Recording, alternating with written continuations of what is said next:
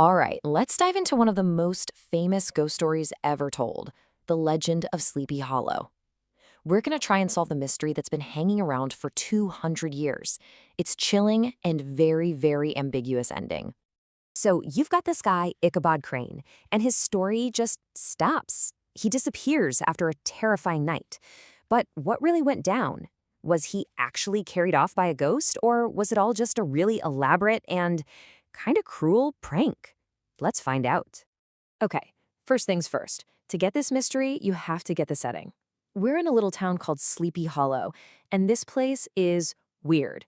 It's dreamy, it's quiet, and it is absolutely obsessed with ghost stories. I mean, that's basically their primetime entertainment. And the town's biggest celebrity ghost, their #1 spooky legend, is the Headless Horseman. The story goes he's a soldier who got his head blown off by a cannonball, and now he gallops around every night looking for it. Remember this guy. He's going to be pretty central to our whole investigation. Now, let's meet our main character, or maybe I should say our victim, Ichabod Crane. He's the town's schoolmaster, and he's a total outsider.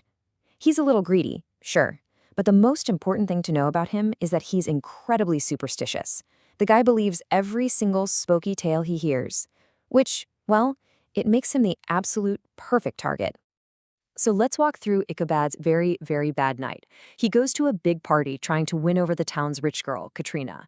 It does not go well. He gets rejected hard. So he's riding home all alone, feeling sorry for himself, and that's when he's chased by the Headless Horseman. The whole thing ends at a bridge when the rider literally throws its head right at him, knocking him clean off his horse. The next morning, poof, Ichabod is gone, vanished into thin air. And this is where the story splits, leaving the town and all of us with one big question, but two totally different answers. Okay, so here are the two theories. On one side, you have the supernatural explanation, which is what all the villagers believe. For them, it's simple. The Headless Horseman is real, and he took Ichabod. End of story.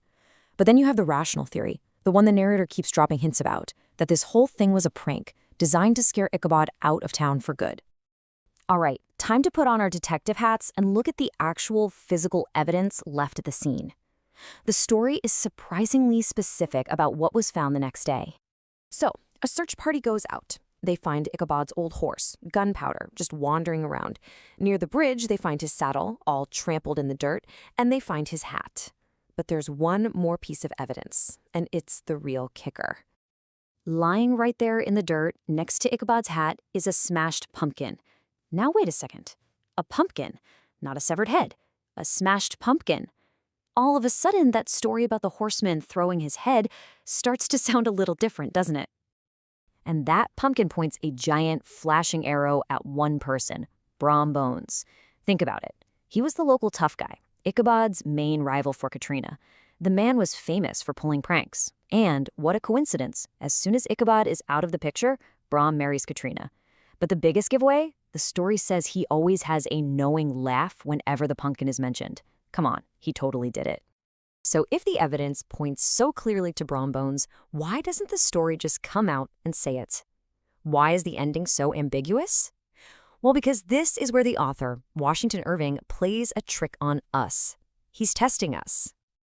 Just think about how we even get this story. It's not a direct account. It's basically a game of telephone. The event happens, 30 years go by, then some old guy tells the story to our narrator, who then writes it down for us to read. Irving is practically shouting at us that the story has been passed through so many hands, it can't possibly be reliable. And if you're still not convinced, Irving leaves this massive, blinking clue in a postscript at the end. The guy who tells the story to our narrator flat out admits, "I don't believe one half of it myself."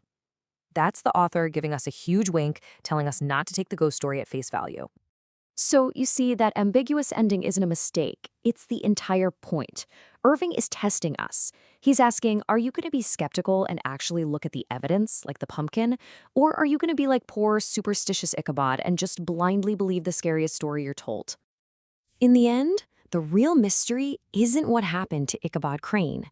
It's about the question Washington Irving is asking all of us through this 200-year-old story, a question that is more relevant today than ever. In a world jam-packed with stories, legends, and misinformation, How do you decide what to believe?